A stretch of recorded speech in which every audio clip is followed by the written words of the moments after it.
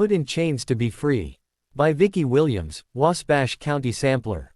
We wandered over to the public square, curious to see what had drawn the large crowd. On a mat in the square's center, a small, slender man stood staring straight ahead. Two university students had already fastened him into a straitjacket, the so-called inescapable kind with the extra strap that passes between the legs. Now they were in the process of wrapping a heavy chain around his body, around his neck, his arms, his legs. Before they reached its long, heavy end, he was encased in chains that probably weighed almost as much as he did himself. The chain was padlocked to itself and then handcuffed to doubly ensure it would be escape-proof.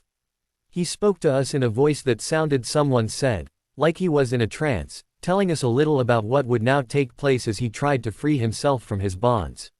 He told us that there had been times when he'd gotten loose in as short a period of time as minutes, and at other times, it had taken hours, depending on how well his helpers had done their job of imprisoning him. He said that if we saw signs of progress, we should let him know in order to encourage him. He pointed out the donation box into which we could put our money if we thought his performance deserved a reward. Had anyone told me in advance that I would have been fascinated watching an escape artist free himself from chains and a straitjacket, I would have said positively, not my cup of tea at all. I would have been wrong. Tim Eric drew his crowd into a compelling alliance with him. Silent and enthralled, we watched the battle between the man and his bonds. It was obvious that the challenge was mental as much as physical. The head had to plan each next move, but the body must then struggle to implement it. Using toes, teeth, muscles and breath, he fought his way, painfully it seemed to us, to liberty. His audience whistled and yelled as each length of chain fell away.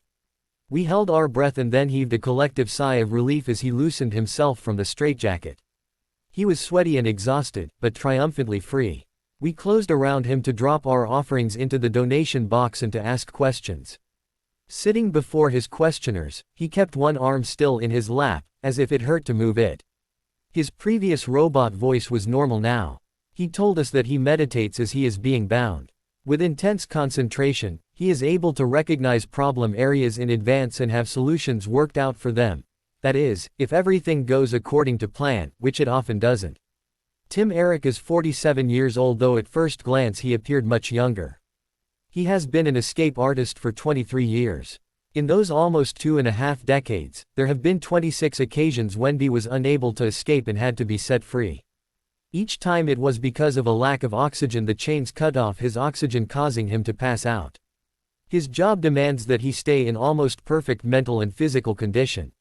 He often does not know what damage he's done to himself until the next day, when the strained muscles, pulled ligaments and chain scrapes make themselves painfully obvious. His home base is Key West, Florida, where he performs in the winter for the tourists. At the nightly sunset celebration on Mallory Square. During the summer, he travels the country, setting up wherever he takes a notion, dependent on the generosity of his voluntary audiences. During his show, I heard one man say, half in admiration and half in disbelief, "Geez, what a way to make a living." What a way to make a living, indeed, the irony of a man who wraps himself in chains in order to set himself free. Vicky Williams is a nationally syndicated columnist who writes about people and places in Wabash County twice a week exclusively for the Plain Dealer. You can contact Tim Eric by calling phone number 564-226-9706.